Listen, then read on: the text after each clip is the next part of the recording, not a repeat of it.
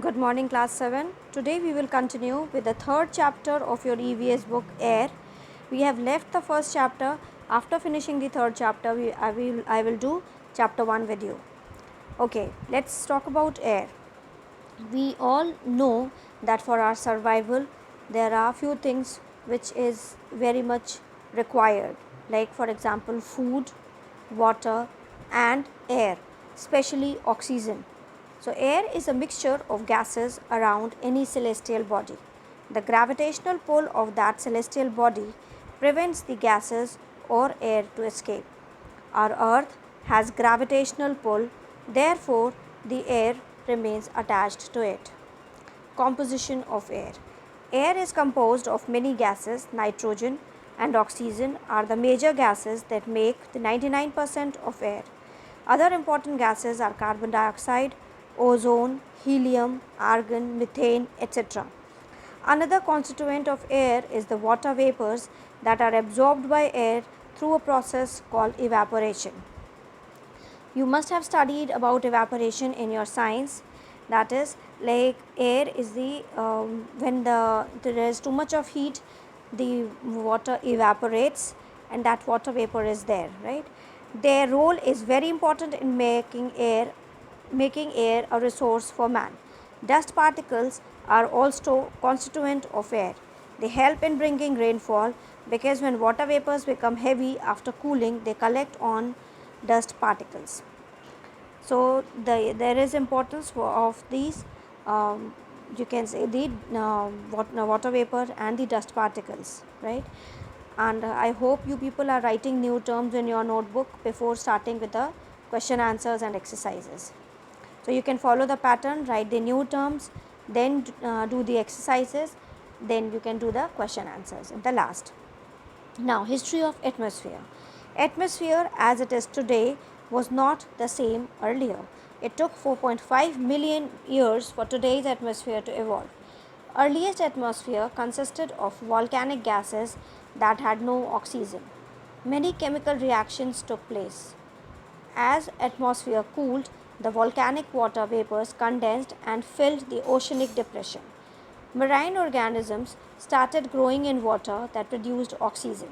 Around 400 million years ago, enough oxygen had been released to atmosphere and land life started growing in the form of plants and animals. So, you can understand this way that initially human beings have not come on the earth, because for our survival, that is the reason that human survival or existence is not there on any other planet, like as of for now. This is what we know. So the reason what happened was that in earlier times atmosphere it consisted of volcanic gases but had no oxygen, but then it is because of the chemical reactions that took place and the volcanic water vapor that condensed and filled in the oceanic depression. Marine organisms, they came up, started growing and they produced oxygen. Gradually too much of oxygen was produced and then the human beings came into existence and life started growing in form of plants and animals. Initially plants and animals came up, which were they later on followed by human beings. Therefore it is said that birds and animals can survive without human beings, but vice versa is not possible. That is, human beings cannot survive without birds and animals. Role of atmosphere. Atmosphere plays a variety of roles that are useful to man in many ways. The roles of atmosphere change with the altitude. Role performed in the lower part of the atmosphere is not played in the upper part of the atmosphere. Role is actually played by the gases of the atmosphere. Different types of gases are present at different heights. Because of the gravitational pull of the earth, heavier gases collect at the bottom or near the earth's surface, while lighter gases remain at the higher altitude. On the basis of concentration of gases or height, the atmosphere is divided into four major layers. The layers are troposphere. It is the lowermost layer of atmosphere. Its average height from earth is 12 kilometers. Its upper limit is called tropopause. The major role played by this layer is the decrease in temperature with increase in height. The rate of decrease of temperature is 1 degree Celsius for every 165 meters of ascent. All weather phenomena take place in this layer. All water vapors and dust particles are limited to this layer only.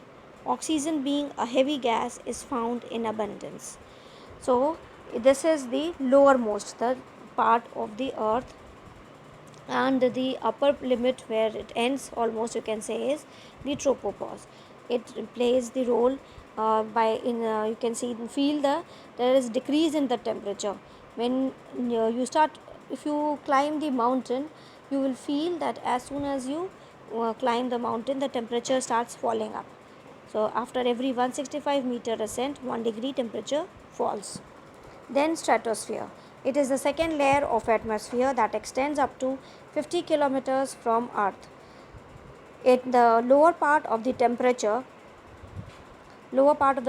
does not change with change in altitude. Because of this stratification, it is called stratosphere. So you can see it in the lower part of the temperature does not change with change in altitude. Because of this stratification, it is called stratosphere. In the upper part, ozone gas is found. It is very significant plays important role by absorbing the ultraviolet rays of sun. These rays, if reach Earth, can increase the temperature considerably. That may lead to major atmospheric changes. Many species may vanish. Temperature in ozone dominated part increase with increase in height. At the top, that is 50 kilometers, the temperature is same as on the surface of the earth. So the role of the ozone layer is very important, but due to human efforts, you can say the ozone layer has started depleting.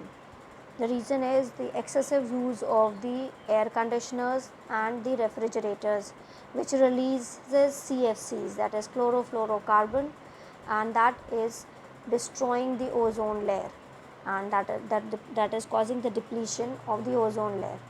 Although it is said that during this lockdown period, the ozone layer has also recovered. Then comes mesosphere. Mesosphere is a third layer that extends from 50 kilometers to 640 kilometers. Here again the temperature falls with increase in height.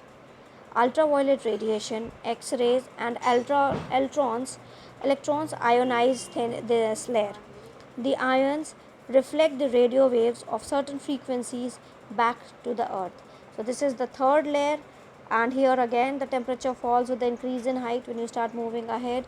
Ultraviolet radiation is there, X-rays and electrons ionize this layer.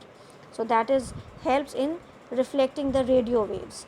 That's why the certain frequencies which we get on the radios, it is all because of the mesosphere. So that the important role of mesosphere is that it is radiating, it is reflecting the radio waves. Then the last one, that is exosphere. This is the uppermost layer of the atmosphere that extends up to 9,600 kilometers. Only rarefied air exists here, and the temperature reaches several thousand degrees centigrade. It consists of hydrogen and helium gases. This is the uppermost layer of the atmosphere. You can see the distance it covers, that is 9,600 kilometers, and only rarefied air exists. Like all the air is not there. The temperature reaches several thousand degrees. It is like very too much. The temperature increases too much here. It consists of hydrogen and helium gases.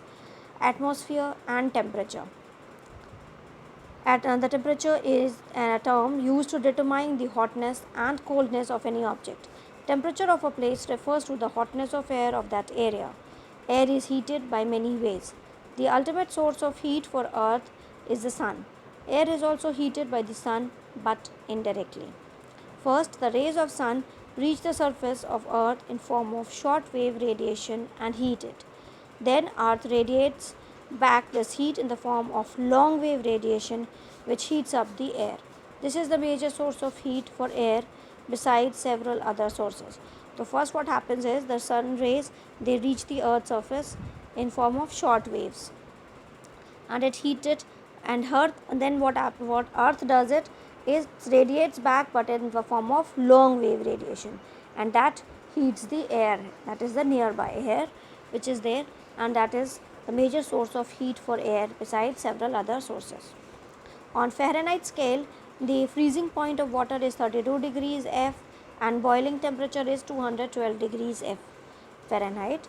On Celsius scale, the freezing temperature of water is 0 degrees Celsius and boiling temperature of water is 100 degrees Celsius. So that is all for today class. We will continue with heat budget in the next class. Please do the exercises and exercises in your notebooks. Question answers I will be sending you when we will finish the chapter. That's all. Please be at home. Take care of yourselves. Thank you.